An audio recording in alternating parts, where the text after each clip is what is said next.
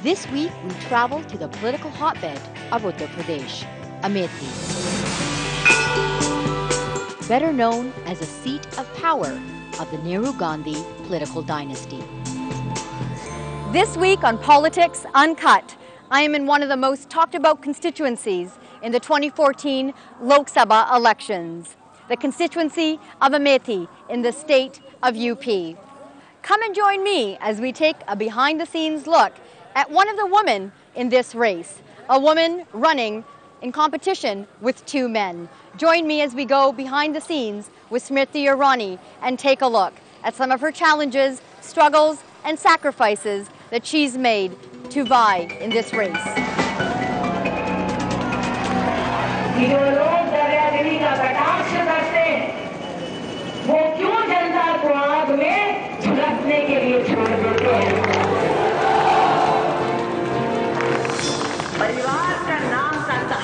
A former model, a Miss India contestant, and a popular television actress, her rise in the party has been quick.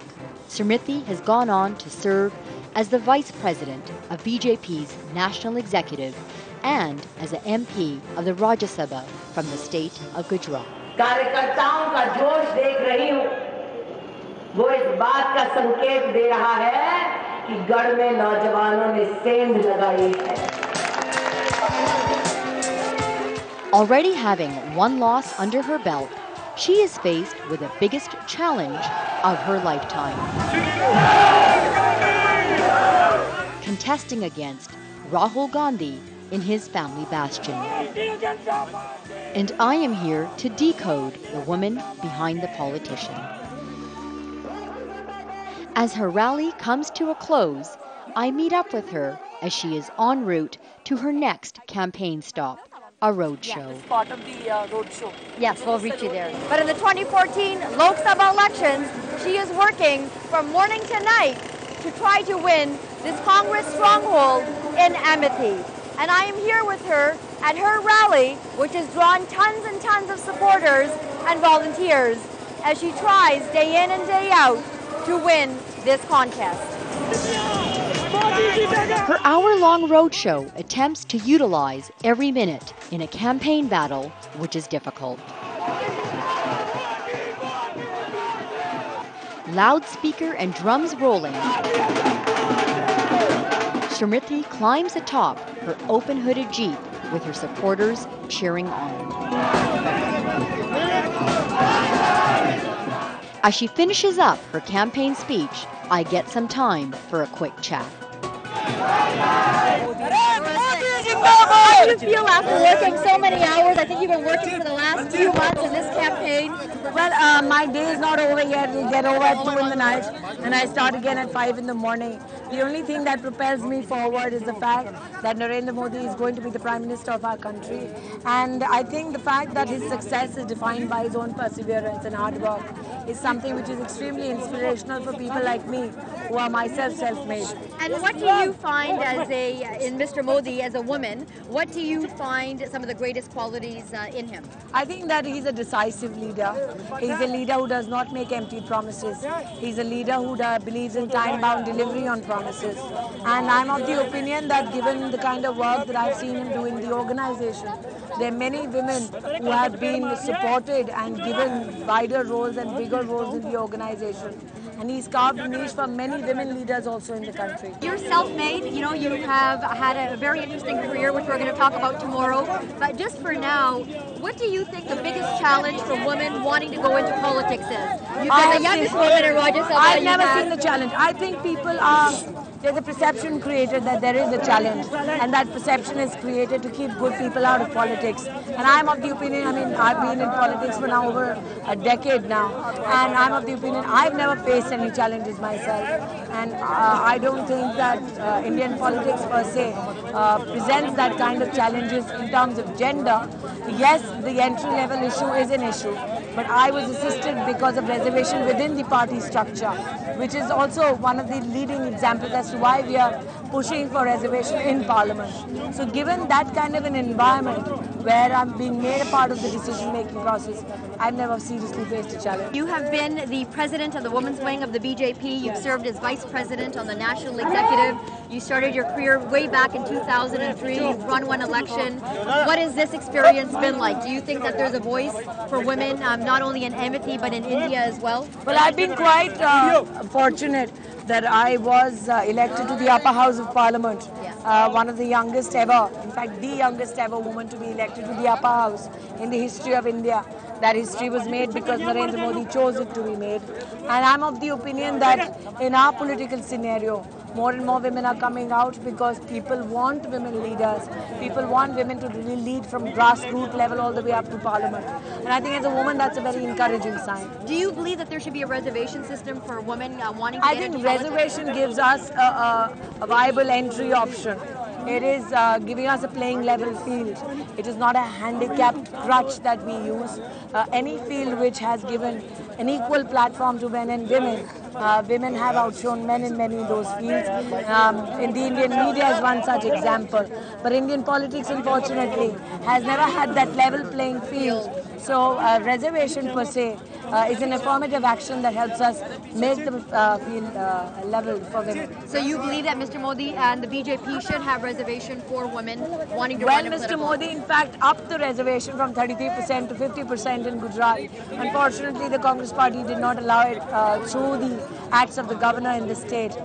So from his own legislative efforts, one is seen that he has initiated and ensured that women get an equal opportunity in the decision-making process, which is very important.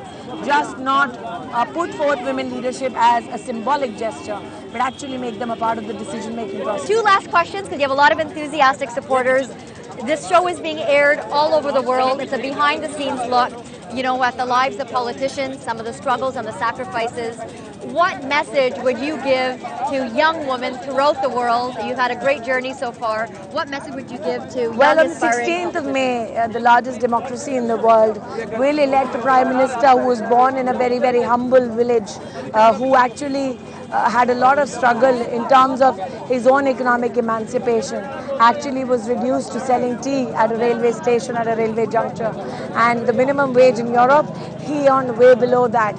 And for my nation and my democracy, to bring forth the prospect of such a man becoming a Prime Minister signifies that India is poised to take off into the into a generation of politics where people from simpler backgrounds, people from poor families can actually aim for the highest office in the country. Smriti has seen some tough times growing up in Delhi. The eldest of three sisters, she has worked hard to move up the ladder. You had a great journey as well. I mean, I was reading a story about how you borrowed 2 lakhs from your father for a Miss India pageant. You went to apply for a job at Jet Airways. Got rejected. Yes, and then you went off to work at McDonald's. So I'm grateful to everybody who rejected me for a job. I'm also grateful for my stint in McDonald's where I had to wash a few dirty trays and swap. So what's your favorite meal at McDonald's? My favorite thing to take away from McDonald's, very honestly, was my salary check. You like cheeseburgers, hamburgers? What do you like? French Just fries? my check. Just your check, okay. One last question. What is your message to young people of the nation? We as a nation are extremely blessed that we have a very responsible young generation. A young generation that does not believe in the Mai Baap culture, as we call it. A young generation that believes that through hard work one can carve a niche for themselves in the world. A young generation that does not want to be doled out things, but wants to struggle for success. They say, sir, that you're, just speaking to you very quickly, I know you have to go to another event. They say that you're the next Sushma Swaraj in the making after seeing all these great accomplishments and achievements that you've had. There's only one Sushma Swaraj, yes, and there'll only be one Smriti Irani. You've done a great job, and you have a great number of supporters. This was Smriti Irani. Just had a chance to chat with her for her next event.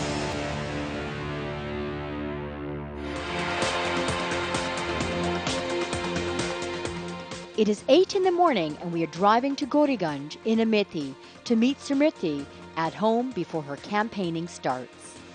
Hi, it's day 2 and we're here in Amity. We thought we would catch up with Smriti bright and early before she leaves her house for the campaign trail. She has been camped out here in Amethi at this home for the past month as she vies to get elected as a member of parliament here in this Congress stronghold. Before she heads out for yet another busy day of campaigning, trying to drum up support, I managed to get a few moments with her. So we're here with Smriti Irani, who's had a very varied and exciting and interesting journey in the political process. She has started off in the world of acting, has gone on to do many things and has worked for the BJP from the grassroots and is now once again running to get re-elected here in the 2014 Lok Sabha elections in Amethi. What has your experience been like so far? It's been a wonderful experience, especially given that the people have been very kind to me, very supportive. I'm quite, in fact, grateful that my organization sent me to this battleground, because for years people have toiled on this soil for the organization, and it's nice to infuse new blood into it. Were you nervous at all when you first started? No, I've never been nervous of anything in life, let alone politics. The transition from Tulsi as television's most popular bahu to a feisty politician could certainly not have been easy. Do people sort of see you in that avatar when you go out? No, I think I've been quite fortunate to establish myself as a political entity separate from the television personality that I was, which is very rare because not many people make that transition successfully. And what do you think your key to success has been to establish yourself as a political entity?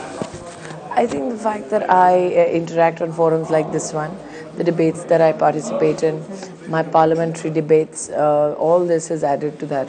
Yeah. And what do you think is one of your keys to success to be able to connect with people? Plain speak and honesty. I think people appreciate transparency in communication, in meeting them. They see through if there is a facade. So since I don't put up one, it's easy to communicate.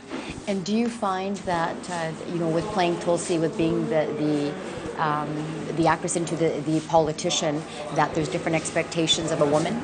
No. I decide to ask Smriti how she juggles being a mother, a wife, and a politician. And what has been your greatest challenge as a mother? Yep, you're the daughter of two mothers? No, I've not had any challenge in terms of my family life. Touch with my kids are equally a son involved. And a daughter, yes.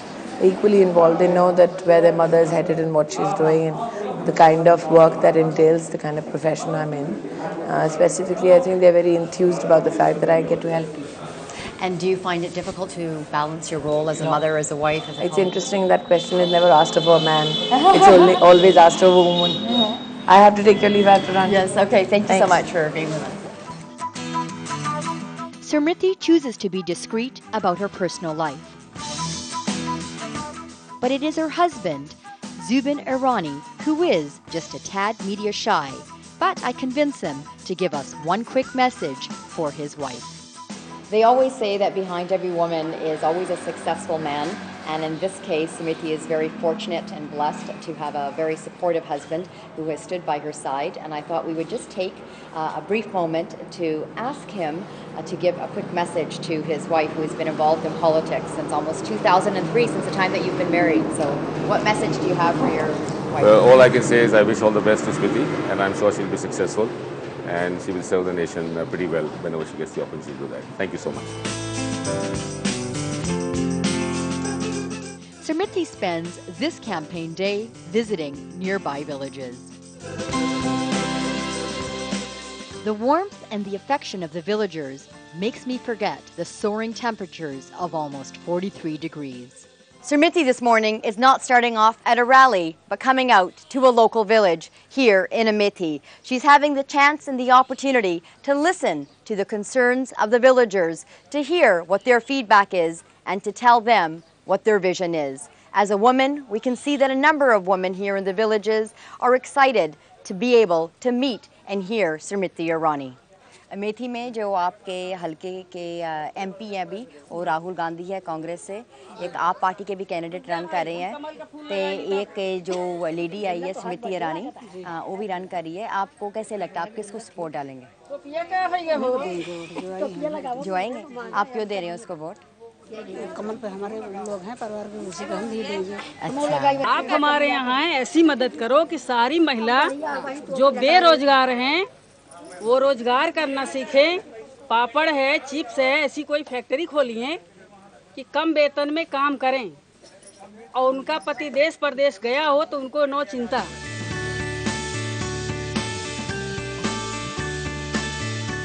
Addressing a gathering in Madhapur village, she listens to the concerns of the villagers and assures them with her promises.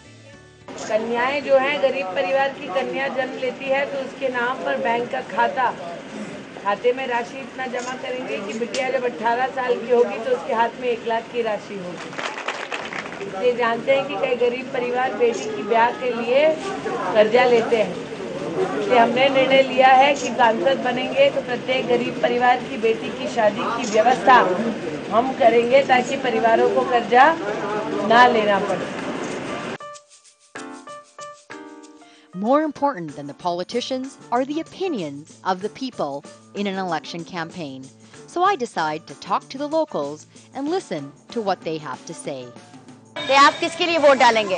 हम तो सोनिया गांधी। सोनिया गांधी, राहुल गांधी के लिए? अच्छा, तो एक BJP की candidate है स्मृति ईरानी, आप उसके बारे में क्या सोचते हैं? उसके बारे में तो हम लोग कभी सोचते नहीं है। अच्छा, तो राहुल के लिए वोट डालेंगे। तो आप राहुल को क्यों पसंद करते हैं? पसंद है, सब दिन से उन्हीं को दिए हैं। क्या? सब दिन उन्हीं को दिए है ना। अपन पूछ रहे किसको वोट डालेंगे? राहुल।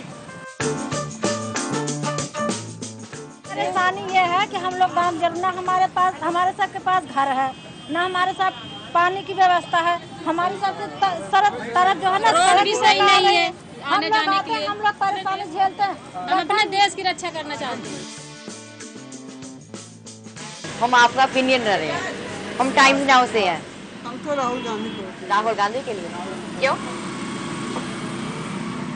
अब चाहे जो हो, जब से राहुल गांधी राजीव गांधी यहाँ आए इस क्षेत्र में, कुछ नहीं तो अमेठी का नाम ही होता है हर जगह। सब दुनिया में नाम जानती है। दुनिया में प्रसिद्ध हो गई है और बहुत कुछ किए भी। नहीं पहले यहाँ की सड़कें थी, इस पे पानी भरा रहता था। अच्छा। घर घर की नालियों में पानी भरे रहते थे, लोग ट्रेन से उतरते थे तो कहते थे जैसे बरसात हुई है क्या यहाँ। इससे तो अच्छा ही हो गया है, आवश्यकता अनुसार हम लोगों को लाइट भी मिल रही है। आप राहुल गांधी को क्यों पसंद करते हैं? बहुत काम किया उन्होंने। काम किया है? हाँ, और क्या, बहुत काम किया। दुनिया में नाम उनका है। दुनिया में नाम उन्हीं की वजह से है, उन्हीं की वजह से सब खुश होते हैं जब उनका नाम जाता है। आप किसके लिए डालेंगे? आप किसके लिए वोट डालेंगे? राहुल गांधी। यहाँ कोई नहीं जीतेगा। राहुल गांधी यहाँ कोई नहीं जीतेगा। आने के लिए आए सब पार्टी, लेकिन अभी एक महिला ही है जो स्मृति ईरानी है, जो टीवी एक्ट्रेस है, आप उसके बारे में क्या सोच रहे हैं? कुछ नहीं है। कुछ नहीं। हाँ।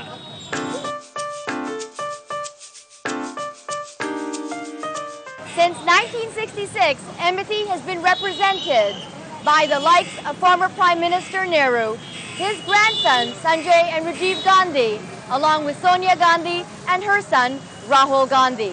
They have all represented Amethi at one point or another in Parliament. Will a former model, a TV personality, Smriti Irani, be able to accomplish what some say is the impossible by defeating them? Only time will tell as the 2014 Lok Sabha elections come to a close.